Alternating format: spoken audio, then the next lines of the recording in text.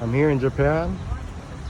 They're showing you they have rice for sale in the vending machine.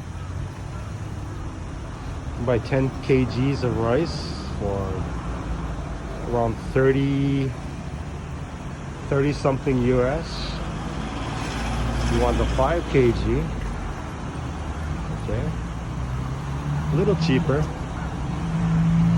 You put the money here. You select the rice. Okay. Another one here.